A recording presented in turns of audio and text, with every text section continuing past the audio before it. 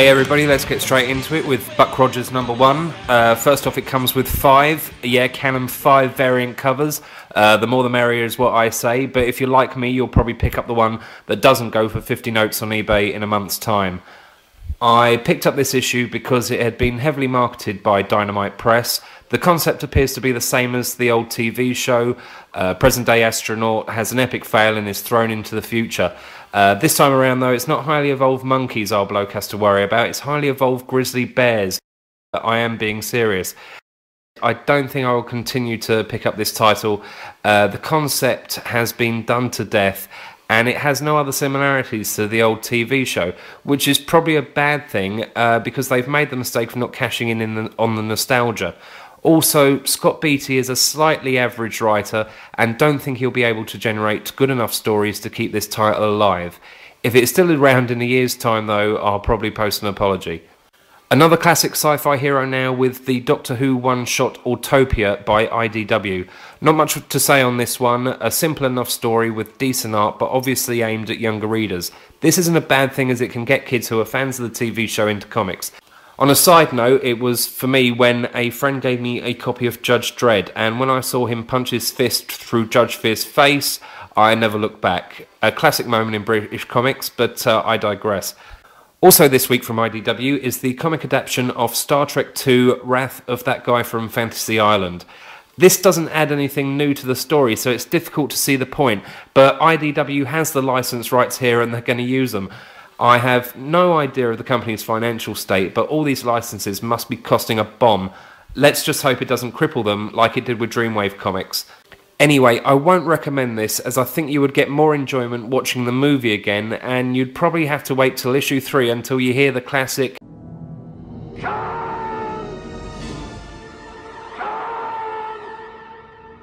Right, from DC we have Batman 687, a Battle of the Cowl epilogue which shows Nightwing struggling to come to terms with taking up the mantle of Batman.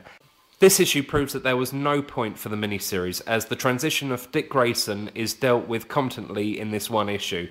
Artist Ed Benes does a good job, but I think it's a slightly strange choice for this title as he is better at drawing females, and this is probably why writer Judd Winnick threw in a couple of images of Wonder Woman into the story.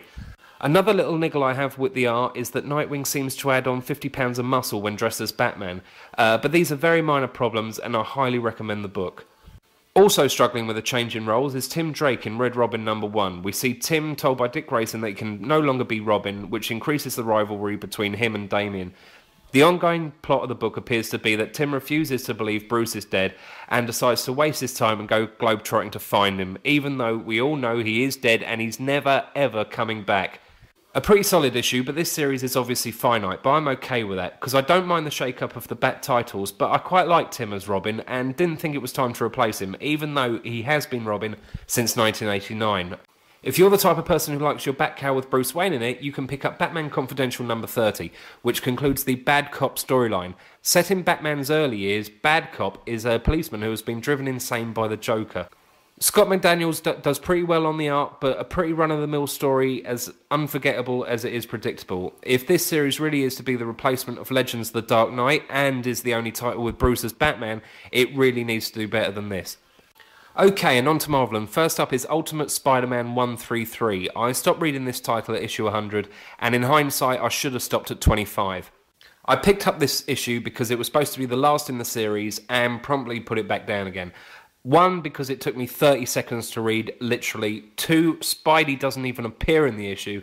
And 3, there is nothing here that isn't shown in Ultimatum #4.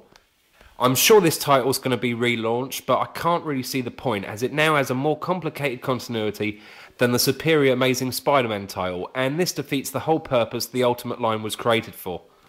Back in the regular Marvel Universe, X-Men Forever #1 starts a mini-series by Chris Claremont which picks up from his 90s storyline with Jim Lee. The dialogue here is simple and unimaginative, and even for a comic book, parts of the storyline seem implausible. Long-term fans of the X-Men would agree that Fabian Cortez would be unable to bring down the whole team by himself, and how many times have they fell out of their plane? Although it's really the art that lets this title down, Tom Grommett's art does not work with these characters and is much better suited to drawing teams like Young Justice, and is a poor choice to follow on from Jim Lee. Personally, I will be an X-Men fan till I die because of Claremont and his run on the Uncanny title, his partnership with Mark Silvestri being my favourite. But since leaving the title, he has failed to produce one decent X-Men story, and I brought Extreme X-Men, Exiles, and X-Men The End, hoping he could regain some form of glory. However, this, and definitely his other title, Gen X, is sadly not it. But that doesn't mean I'm not going to pick up the whole series. And speaking of X-Men, issue 511 of Uncanny concludes the Madeline Pryor Bad Girl storyline. Matt Fraction has been doing a great job in this title, and along with the rotating art team of Greg Land and Terry Dodson, has really put Uncanny back at the top of my pull list. Unfortunately, this issue has been one of the weakest in the run. My expectations were high, especially after last issue, but this conclusion felt rushed, and I was looking forward to what I thought would be a showdown between Maddie's team and the X-Women. But then again, the version I wanted to see would have to be published under the Marvel Max line. Well, until next time.